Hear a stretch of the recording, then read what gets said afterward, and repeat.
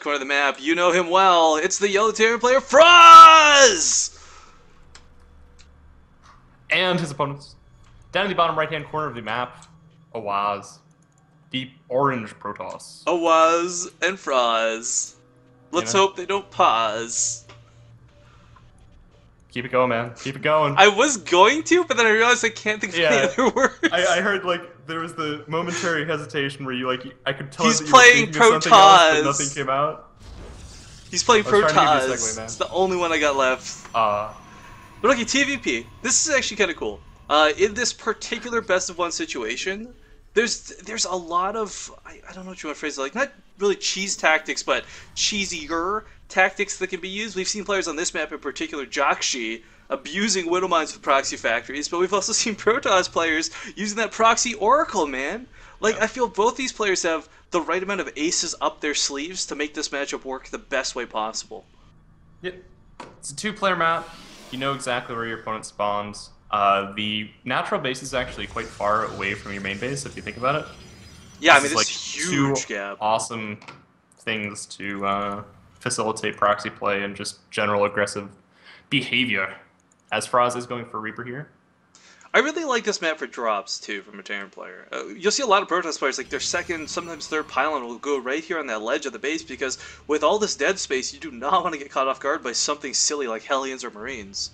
Yep. Yeah. Yeah, we need to see pylons, we need to see supply depots there. Because having a bunch of units in your base that you don't actually know are in your base, it's the worst thing possible. I know, normally surprises are good, but that's not one of them. No, not at all. Okay, Reaper is... Yeah, I mean, with the Reaper out, I like Reapers in general just because you can do so much scouting with them. They don't die easily. A Mothership Core will stop it from really killing many workers, but it's not going to chase it down. The combat drugs will let it come back again and again and again. And if you're scouting your opponent's base, they're not going to hide a single thing from you. You'll be able to counter them a lot easier than they'll be able to counter you. Yeah.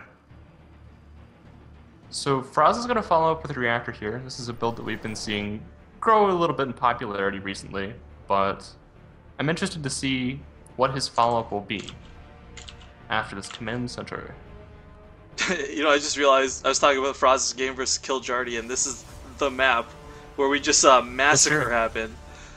For those who didn't see it, I would highly recommend. We did cast a game of Frozz versus Killjardy for the WCSU qualifiers, but here's the spoiler of what happened. So he's advancing on his Protoss opponent's base, has like, I don't know, 12 Marines and a Marauder on this ramp, gets force fielded at the top, force fielded at the bottom, and Nexus Overcharge plus Immortals just rain down on that army. But, it was disgusting. But Frozz still won that game. That's the greatest part of that. Yeah. So, I mean, this shows you, like, you know, even... I feel like it's one thing for a player to just have really good macro, A-move, and win, regardless of what race you are. I'm not making race comments here, but for a player to be down and come back, that just speaks so much... That speaks, rather, so much more to me about their playstyle and their character than anything else. Yeah. Alright, here comes Rax 3. Still not adding on to gas quite yet, or adding a second one. This could be a little interesting too, because you can try and push with a lot of Marines early, but the problem is with that Mothership Core and the Photon Overcharge, it's pretty much impossible to break a Protoss nowadays with just, you know, simple Marines, no upgrades, nothing else. Yeah. Yeah, that phase of the game is just completely dead and gone. It's a shame too, because that actually it translated into a very aggressive style, where you constantly trying to trade on bio while eventually getting your factory tech up. But it was delayed to the point where if you did no damage, you would lose the game. So you had to constantly be aggressive and constantly have to trade, kill sentries. It was really fun watching and casting. Oh, Frozz, I think gonna lose this Reaper. It's gonna be close. 6 health does get away. And no, oh no! Oh no! It does not. Where's those combat drugs, Panda? But he saw the Mothership Core was out, and to him that's got to say, like, yeah, I'm definitely gonna need more tech or different units or more units, and we see a lot of add-ons coming down on these barracks. He's gonna push out with a small handful of Marines, but this is not enough to really cause a whole lot of damage, but it's also not gonna cost him a lot if he loses them. Yep. Yeah. It's a good poke force. You don't want it to be much bigger than that, because then you're committing a fair amount to it. I like to see Stim get started as soon as... There we go. Oh no, combat shields. This is sick.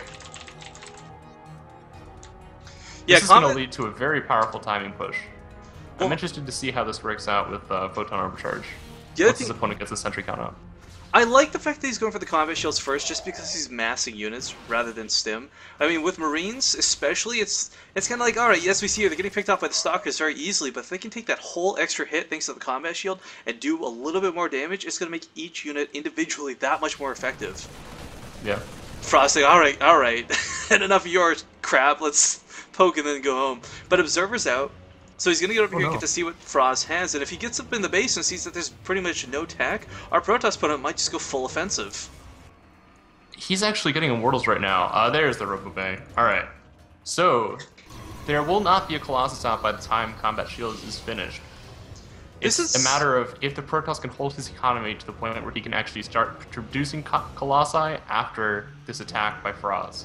I am fairly confident as well. This is about the same timing and a very similar build to what he had done that particular game I was referring to earlier. So, again, guys, I told you, I've seen Frozz lose all of this and come back. We'll have to see if you can do damage with this, though, because you can't throw it away for nothing.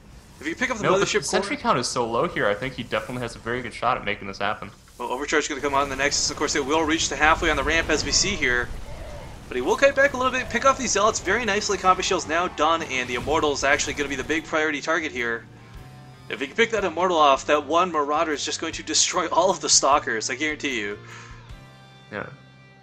The Sentries are also very high priority targets as well. But this is what I was talking about. I mean, his factory is going to be quite late in doing this. This is 2 minutes after a factory would have been normally completed after a 1-react expand build. Yeah, no medevac still this late too is going to hurt a little bit, especially with not even just healing, but getting away, you know, picking up and leaving. But I like that we have AwaZ putting a forward pylon while this is going on. Will open the, you know, that potential to warp in a couple Zealots and draw Frozz's attention away and maybe catch this army off guard. And his opponent actually has an intention to expand behind this as well, now forcing down 3 more gates. And the Nexus, wow. Frozz. If he holds this, he's going to be in a very good position, but this is still a lot of units out here for Frozz. The sentries are in the forefront, and not quite enough energy yet to throw down another photon overcharge. Still has 3 seconds to go. Oh, he's going for the time warp instead.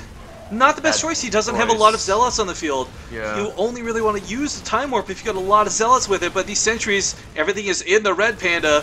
Gonna pick some cherries, and oh, one force field goes off. By the ship core should be followed up as well, and the Immortal. And he's slain, but here comes the Colossus. Though, and this is the game changer. But is it enough? There's so many units here. The Marauder's actually going to chase this back a little bit.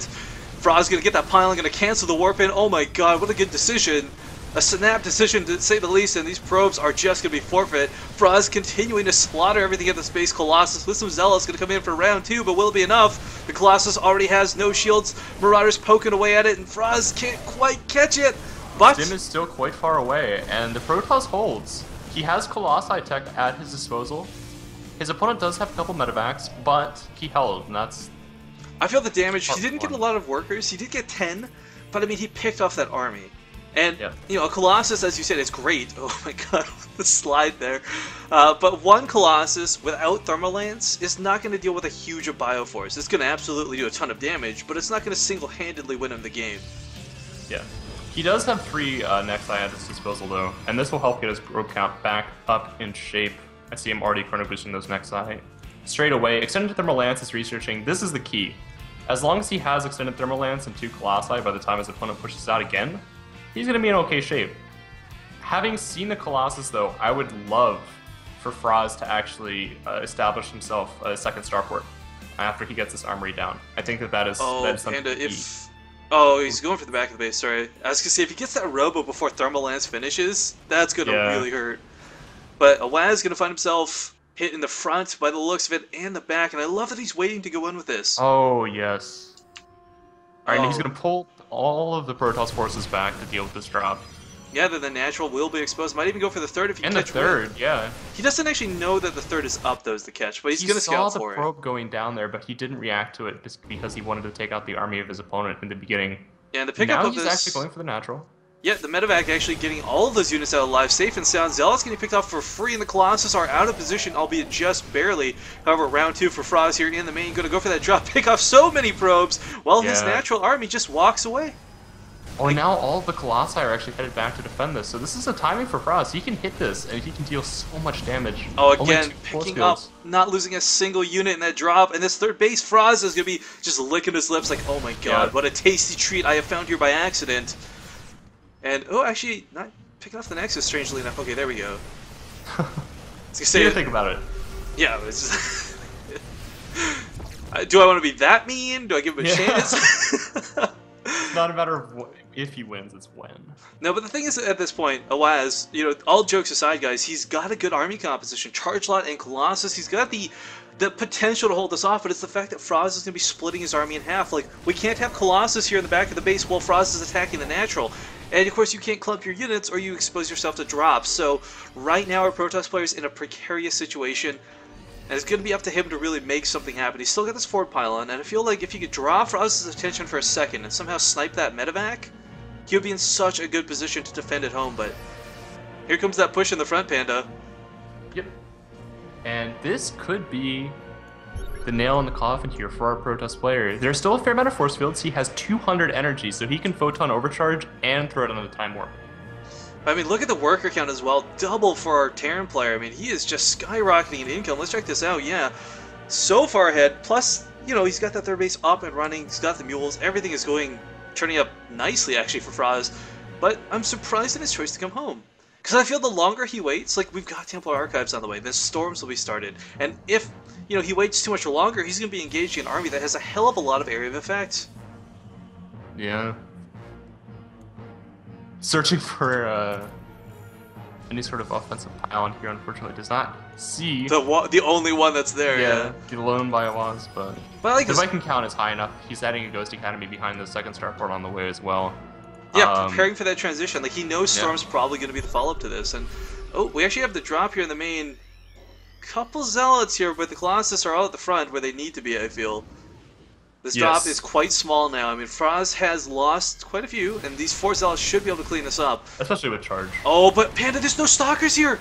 The Colossus are completely vulnerable to these Vikings! Overcharge going down is the only thing to defend it, but it's just not going to work!